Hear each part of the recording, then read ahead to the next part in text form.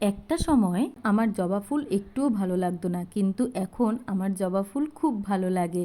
আর এখন যখন দেখি ছাদ ভর্তি গাছে আমার ফুল ফুটেছে, তখন তো মনটা খুব ভালো হয়ে যায়। আর সেই ফুল তুলেই নিচে চলে এসে সুন্দর করে ঠাকুরকে সাজিয়ে পুজো দিয়ে দিয়েছি। গাছের ফুল দিয়ে পুজো দেওয়ার মজাটাই আলাদা।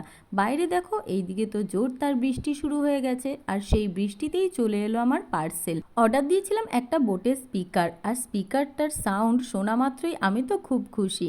আর এই দিকে দেখো, আমি তাড়াতাড়ি করে রান্নাবান্নাটাও সেরে নিয়েছি। শাক করেছিলাম, পেঁয়াজের ডাল করেছিলাম, খাওয়ার আগে গরম গরম ডিম ভেজে নিয়েছিলাম। ছেলের কাণ্ড দেখো, শিবের গলার দিয়ে মালা খুলে নিজের গলায় পরে বসে আছে এখন।